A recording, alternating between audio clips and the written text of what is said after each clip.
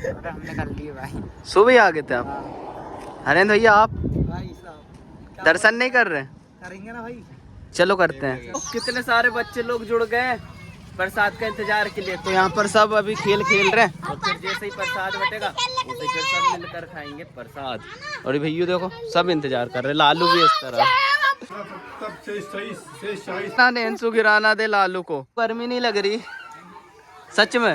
Hey guys, back to back Vicky vlogs में आपका स्वागत है। तो गाइस आज मैं हूँ घर पर और आज है अपनी महाशिवरात्रि, जो कि भाई बहुत ही अच्छा लग रहा है मुझे, बहुत शुभ दिन लग रहा है क्योंकि आज भाई कुछ अलग ही फ्लेवर का वो आ रहा, खुशी हो रही है। तो आज है शिवरात्रि, तो अपन जल्दी जल्दी नहा लेते हैं, उसके बाद चलेंगे महादेव जी की मंदिर में पूजा करने। भाई मैं तो बहुत ज़्यादा एक्साइटमेंट हूँ और अभी 9 बज गए भाई फिर भी नहीं नहाया, तो जल्दी नहा लेते हैं और फिर चलते हैं मंदिर। भाई मंदिर में कोई नहीं है, फिर भी पता नहीं सॉन्ग कौन बजा रहा है। गाइस कंफ्यूज होने की कोई बात नहीं है क्योंकि अपने घर से सॉन्ग ब्लूटूथ कनेक्ट करके बजाया जा रहा है। देखो साहिल भैया पीछे और यहाँ से ब्लूटूथ कनेक्ट करके मंदिर में गाना बजा रहे हैं, बट भाई मंदिर में कोई भी नहीं और गाना बज रहा है। सोचो साहिल भैया यहीं से बजा रहे हैं। इस तरफ देख रहा था मैं कपड़े जो कि कौन से पहनूं, बट मेरे पास तो सब पुराने हैं, तो कोई ना पुराने कपड़े पहनेंगे। तो अब जल्दी जल्दी अपन नहा लेते हैं। तो गाइस फाइनली मैं हो चुका हूँ नहा के रेडी और अब जाना अपने को मंदिर।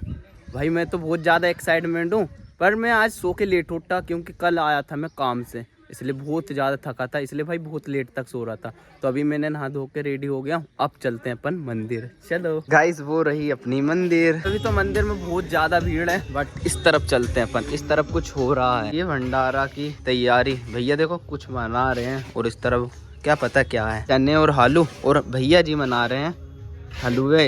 भाई भैया देखो गर्मी च नहीं लगती, बहुत देर तक चलाना पड़ता है जब जाके अपना हलवा बनता है। भाई देखो कितनी मेहनत लगती है। प्रसाद भोलेनाथ जी का, और जैसे ही बनता है उसके बाद खाएंगे अपन प्रसाद।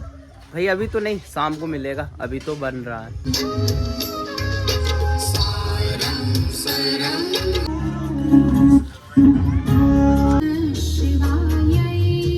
मैंने तो पूजा कर लिया हूँ, पर यहाँ पर मैं रुका हूँ तो भाई सब मुझे प्रसाद दे रहे हैं वारी वारी से, सब पूजा करने के बाद। भैया 11 बज गए और अभी तक आपने नहीं नहाए? अब भी तो नहाया हूँ भाई।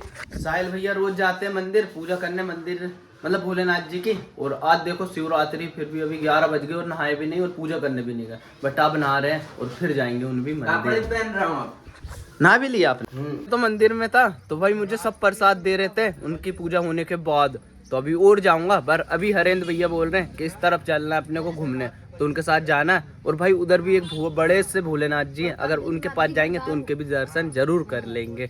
बट अभी भंडारा बन जाएगा प्रसाद, उसके बाद चलेंगे अपन ये वाली मंदिर। बट अभी चलते हैं हरेंद्र भैया के साथ इस तरफ। देव आसू भैया बढ़िया बढ़िया।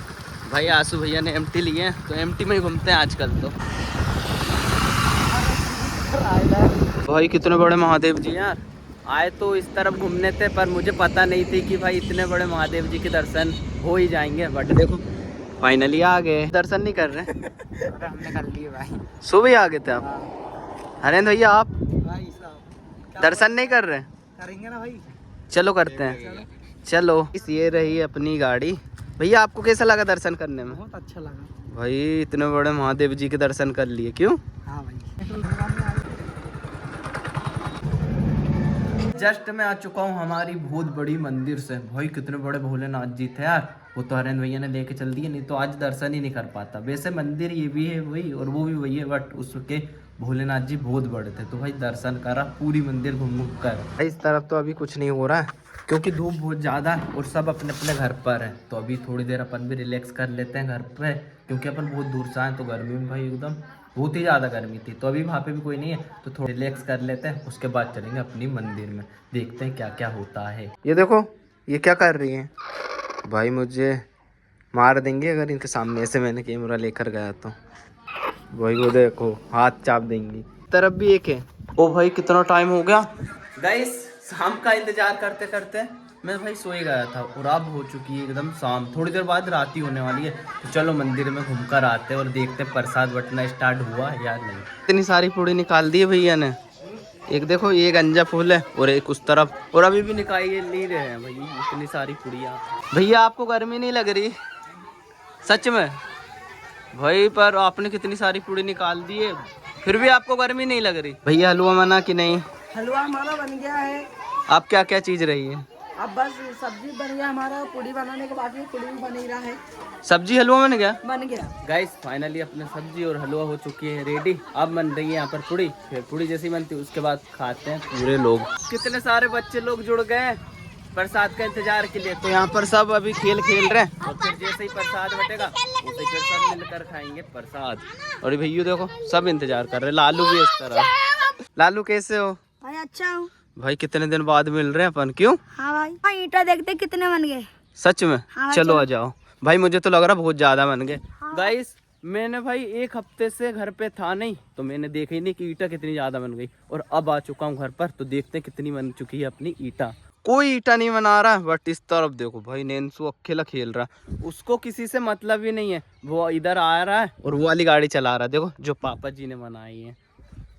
भाई इधर बनाने वाले ईटा है दादी जी और एक छोटी सी गुड़िया है, उन बना रहे, और ईटा देखो कितनी सारी है। यही देखना नैन्सू गिराना दे लालू को। भाई गाड़ी चलाने लगा नैन्सू, वो लगी तो नहीं लालू? भाई लगा है। ओ भाई नहीं नहीं मत भाई, फिर भी नहीं रो रहा। नैन्सू ऐसा क्यों कर रहे आपने? लगी लालू? हाँ भाई हमें थोड़ा लगा है। फर्स्ट बार में भाई बहुत तेजी से काम चल रहा था तो ईटा बहुत बन रही थी, बट अब थोड़े स्लो से काम चल रहा है तो देखो अभी थोड़ी थोड़ी बन रही है ईटा। फाइनली आपको एक खुशखबरी देने वाला हूँ, क्योंकि पीछे जो इमली का पेड़ दिख रहा है आपको भाई, वो वहाँ की पूरी इमली पक चुकी है। तो लालू बोल रहा है कि मुझे खिलाओ, बट मैं नहीं खा सकता क्योंकि मेरी हो चुकी है तबीयत खराब। अरे इमली खाऊंगा तो और ज़्यादा हो जाएगी, इसलिए लालू को दे देते अपन इमली। भाई झगड़ा करने लगे, क्यों मार रहा लालू उसको? भाई अभी तक दुख रहा है यार। हाँ लग गई ना इसलिए। नैन्सू आप ऐसा किसी के साथ नहीं करना, ठीक है? भाई अब वो मेरे टीम वाले मुझे बुला रहे हैं, मैं कबड्डी खेल रहा था फिर भी वीडियो बनाने आ गया। ठीक है ना, हवन होगा तो मुझे बुलाने आना, ठीक है? ठीक है बाय बाय। बाय। भगवान श्री लक्ष्मी नारायण से पूछा था तब से शाही श्री विष्णु भगवान ने महाराज जी जो कथा कही, इसी कथा को मैं कहता हूँ सभी ध्यानपूर्वक सुनो। एक बार देवर्षि नारद जी मानव के कल्याण की इच्छा से विभिन्न लोगों में घूमते हुए प्रसिद्धों को पहुंचे हुए, प्रसिद्धों को घूमते हुए देख कोई पुरुष गुजर हो रहा है, कोई पैर कट जाने के रास्ते में पड़ा हुआ, कोई भीख मांग रहा है, किसी गरीब को से कोड़े मार रहा है, कोई नेत्र ठोकर करके गिरता पड़ता जा रहा है। अपने कर्मों के अनुसार दुखों से पीड़ित देखकर वो बहुत व्यथित हुए और सोचने लगे कि इन प्राणियों को किस प्रकार दूर होंगे। बहुत सोचने के बाद जब उन्हें मानव जाति के कष्टों को दूर करने का कोई उपाय न सूझा था, उन्होंने त्रिलोकीनाथ श्री विष्णु भगवान का ध्यान आया। तब देवर्षि नारद जी आकाश मार्ग से शीशागम शेषनाग की सैया की ओर चल दिए। उसी समय विष्णु भगवान किसी गहन चिंता में लगे थे। देवर्षि की वीणा के मधुर संगीत को सुनकर अपनी चिंता को भूलकर पास ही बैठी थी। लक्ष्मी जी से बड़े प्रिय वीणा की संगीत मेरे मुझे नारद जी के आने का आभास हो रहा है। अभी लक्ष्मी पाती की नारद जी आकाश मार्ग से सामने उपस्थित हुए। नारद जी को अचानक आया हुआ देखकर विष्णु भगवान ने मुस्कुराते उनका स्वागत किया, उनके आने का कारण पूछा तो उन्होंने कहा प्रभु पृथ्वी पर जन्म लेने वाले मानव अपने अपने कर्मों के अनुसार विभिन्न योनि में रहकर अनेक प्रकार के दुखों से पीड़ित हो रहे हैं। तीन लोगों को सामने उसका कृपा करते हुए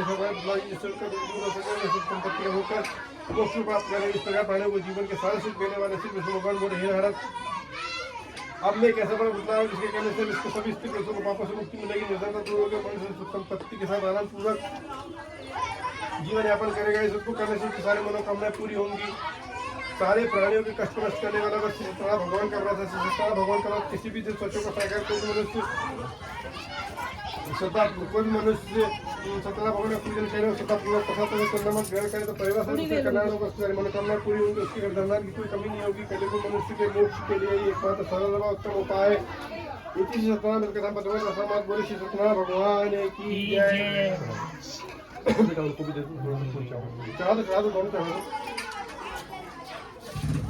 और